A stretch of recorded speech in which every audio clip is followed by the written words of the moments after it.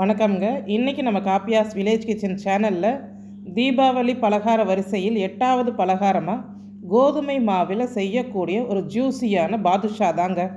அதாவது ஸ்நாக்ஸே செய்ய முடியல, கடைசி நேரத்தில் ஒரு 10 நிமிஷத்தில் ஒரு ஸ்வீட் செய்யலாம் அப்படின்னா கண்டிப்பாக மைதா மாவுக்கு பதில் கோதுமை மாவை வைத்து கூட நம்ம ரொம்ப சுவையான ஒரு பாதுஷா செய்யலாம்.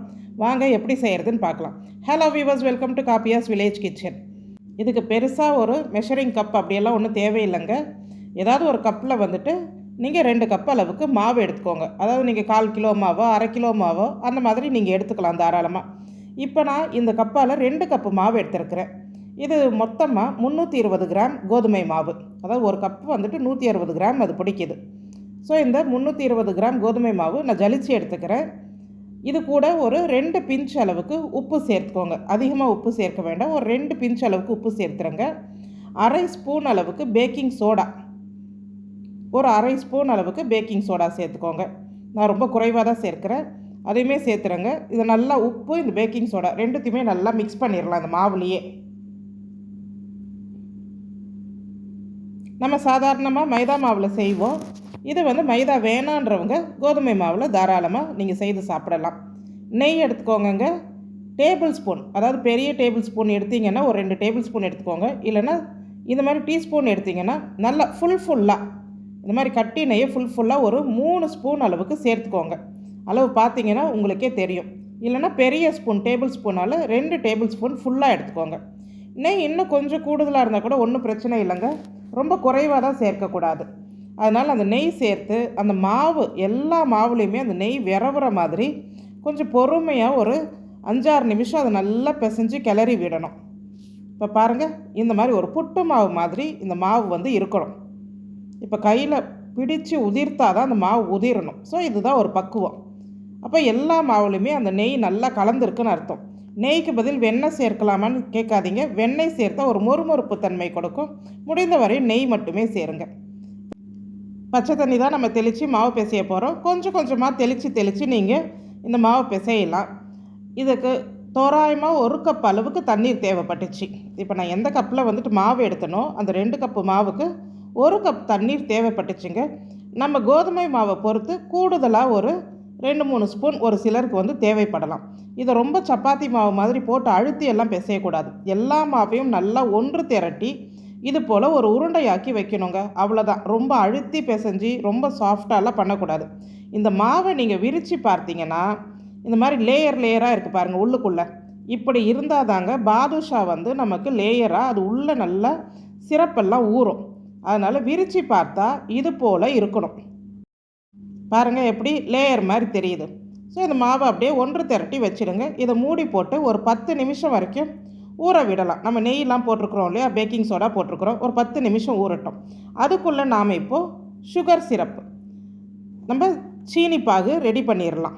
இப்போ அதே கப்பால் 2 கப் அளவுக்கு வெள்ளை சர்க்கரை எடுத்துக்கிறேன் நான். சர்க்கரை எடுத்துகிட்டு அந்த கப்பாலே 1 கப் அளவுக்கு தண்ணீர் சேர்த்துக்கோங்க. இந்த சர்க்கரை நல்லா கரைஞ்சி வரணுங்க.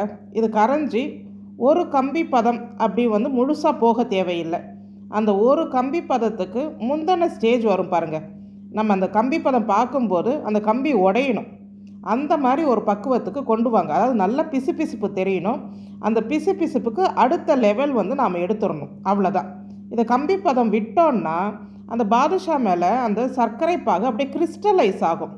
அப்படியே கட்டி கட்டியாக சர்க்கரையாக காய ஆரம்பிக்கும். அது ஜூஸியாக இருக்காது. அதனால் ஒரு கம்பி பதத்துக்கு முந்தின ஸ்டேஜ், அந்த கம்பி உடையுது பாருங்கள், அந்த ஸ்டேஜோடு நிறுத்திடுங்க. நான் ஒரு 4-5 சொட்டு எலுமிச்சை பழம் பிழிஞ்சிக்கிறேன். உங்களுக்கு விருப்பம் இருந்தால் பிழிஞ்சிக்கலாம். அவ்வளோ தூரம் அந்த புளிப்பெல்லாம் அதில் தெரியாதுங்க. ஒரு நல்ல மனம் இருக்கும். ஆனால் இந்த ஒரு 4-5 சொட்டு எலுமிச்சை சாறு அந்த சர்க்கரையை அப்படியே கிறிஸ்டலைஸ் ஆகாமல் தடுக்கும், கட்டி கட்டியாக ஆகாமல் தடுக்கும். ஒரு 1/2 ஸ்பூன் அளவுக்கு ஏலப்பொடி சேர்த்துக்கிறேன் வாசத்துக்கு. நீங்கள் விருப்பம் இருந்தால் சேர்த்துக்கலாம் ஏலப்பொடி. நீங்கள் விருப்பம் இருந்தால் உங்கள் கிட்டே குங்குமப்பூ இருந்துச்சுன்னா நீங்கள் அதை கூட ஒரு 4-5 ஸ்ட்ரிங்ஸ் இதில் சேர்த்துக்கலாம். நாம் வெறும் பிளெயின் சர்க்கரை பாகு தான் ரெடி பண்ணியிருக்கோம். இதை அப்படியே எடுத்துகிட்டு பக்கத்தில் வச்சிடலாம் நம்ம.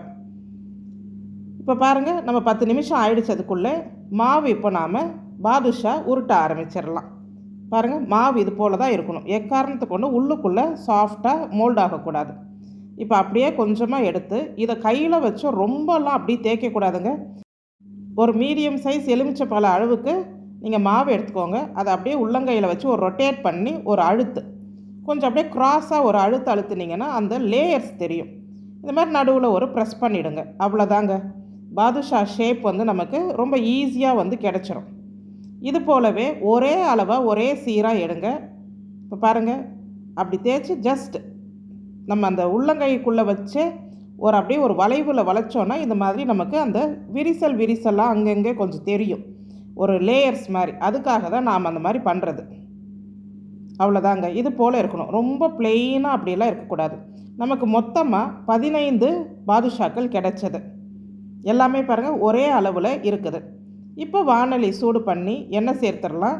எண்ணெய் இதுக்கு வந்து ரொம்ப சுடக்கூடாதுங்க. எப்படி நாம் குலாப் ஜாமுன் போட்டு பொரிச்சு எடுப்போம் அந்த மாதிரி தான் இருக்கணும். அதாவது விரலை விட்டால் நம்ம விரல் வந்துட்டு அப்படியே கொதித்தன்மையெல்லாம் தெரியக்கூடாது. லேசாக எண்ணெய் வந்து சூடு ஏறி இருக்கணும், அவ்வளோதான். ஸோ அந்த எண்ணெய் கால்வாசி சூடு ஏறி இருக்கும் போது நம்ம இந்த பாதுஷாக்களை போட்டு எடுக்கணும். 15 பாதுஷா இருந்ததுனால நான் 5 5ஆக பிரித்து 3 பேட்சாக போட்டு பொரித்து எடுத்துக்கிறேன். அதனால சின்ன கடாயில் வச்சு எண்ணெய் சேர்த்தேன். நீங்கள் நிறையா செய்கிறீங்கன்னா கொஞ்சம் பெரிய வாணலியில் எண்ணெய் சேருங்க. பாதுஷாக்கு அதிகமாக எண்ணெய் குடிக்காது. மைதா மாவில் செய்தாலுமே நமக்கு அதிகமாக எண்ணெய் குடிக்காது. மைதா மாவு வேணான்றவங்களுக்காக தான் இந்த கோதுமை பாதுஷா நம்ம செய்கிறது. ஆனால் டேஸ்ட் வைஸ் நம்ம பார்த்தோன்னா மைதாவில் செய்கிறது ரொம்ப சுவையாக இருக்கும். அது இயல்பு தான். அதுக்குன்னு இருக்கக்கூடிய பொருளில் செய்யும் போது அதோடைய சுவை ரொம்ப கூடுதலாக இருக்கும். நம்ம வந்துட்டு ஆரோக்கியத்துக்காக வேறு பொருள் சேர்க்கும் போது சுவை கொஞ்சம் வந்து குறைய தான் செய்யும். சாஃப்ட்னஸுமே மைதா மாவில் செய்கிற பாதுஷா ரொம்ப சாஃப்டாக இருக்கும். நம்ம ஜூஸியாக வேணும்னா கோதுமை மாவில் செய்கிறது அவ்வளோ சாஃப்ட் இருக்காது, ஆனால் ரொம்ப சாப்பிட்றதுக்கு நல்லா இருக்கும், மிருதுவாக. இப்போ பாருங்கள், ஒரு 10 நிமிஷமாவது ஆகுங்க ஒரு பேட்சும் பொரித்து எடுக்கிறதுக்கு. லோ ஃப்ளேம்லேயே தான் வச்சுருக்கணும். நம்ம லோ ஃப்ளேம்லேயே வச்சு எண்ணெய் பாருங்கள் எப்படி அந்த ஒரு கொதித்தன்மை வருது அப்படியே பொறுமையாக. இந்த லோ ஃப்ளேம்லேயே வச்சு திருப்பி போட்டு முழுசாக இந்த மாதிரி பொன்னிறமாக வர வரைக்கும் பொரித்து எடுக்கணுங்க. அப்போ தான் உள்ளுக்குள்ளே அந்த மாவு நல்லா வெந்திருக்கும். இல்லைன்னா உள்ளுக்குள்ளே அப்படியே மாவு தன்மையாக இருக்கும். பாதுஷா நம்மளால் சாப்பிட முடியாது. ஏன்னா இது கோதுமை வேறு, ரொம்ப நின்று வேகும். பொறுமையாக ஒரு 10 நிமிஷம் விட்டு அப்படியே பொரித்து எடுங்க. திருப்பி போட்டு 2 பக்கமும் சரிசமமாக நிறம் மாறுற மாதிரி நாம் பொரித்து எடுக்கணும். இப்போ அடுத்த பேட்ச் போட்டாச்சு. நீங்கள் சூடாக எண்ணெயிலேருந்து எடுத்த உடனே நம்ம பாகில் போட்டுடணும். பாருங்கள், அந்த எலுமிச்சை சாறு கொஞ்சம் விட்டதுனால நமக்கு பாகு கிறிஸ்டலைஸ் ஆகலை, அப்படியே இருக்குது. அந்த சூடோடையே எடுத்து பாகில் போடணும். பாகுமே சூடாக இருக்கணும். பாகு சூடாக இல்லை அப்படின்னு நினச்சிங்கன்னா ஸ்டவ்வில் வச்சு கொஞ்சம் சூடு பண்ணிக்கோங்க. அதாவது ரொம்ப கொதித்தன்மையில் தான் இருக்கணும்னு அவசியம் இல்லைங்க, ஆனால் நல்லா சூடு இருக்கணும். அப்போ தான் இந்த கோதுமை பாதுஷா அதில் ஊறுறதுக்கு நல்லா வசதியாக இருக்கும். இது குறைஞ்சது ஒரு நைட்டு, நீங்கள் ஈவினிங் செய்தீங்கன்னா ஒரு நைட் அப்படியே ஊற போட்டுடலாம். இல்லைன்னா ஒரு 8 மணி நேரமாவது இது நல்லா ஊறணுங்க. அப்போ தான் அந்த சாஃப்ட்னஸ் கிடைக்கும். மைதாவில் செய்த பாதுஷானா ஒரு 2-3 மணி நேரத்துலேயே ரொம்ப நல்ல சாஃப்ட்னஸ் வந்துடும். கோதுமை மாவு கொஞ்சம் டைம் எடுக்கும் ஊறுறதுக்கு. பாருங்கள், நமக்கு மொத்தமாக 15 பாதுஷா ஒரு 700 கிராம் கிட்ட கிடச்சிதுங்க. நாம் எடுத்த மாவு சர்க்கரை அளவுக்கு நல்ல ஜூஸியாக, ரொம்ப சாஃப்ட்னஸ் இல்லைனாலும் நல்ல மிருதுவான ஒரு கோதுமை பாதுஷா நாம் ரெடி பண்ணியாச்சு. உங்களுக்கு இந்த வீட் ஃப்ளார் பாதுஷா பிடிச்சிருந்ததுன்னா நம்ம காப்பியாஸ் வில்லேஜ் கிச்சன் சேனலுக்கு ஒரு லைக், ஷேர், கமெண்ட் பண்ணுங்கள். முடிஞ்சால் ஒரு ஹைப்பிங் பாயிண்ட் கொடுங்க. நன்றி.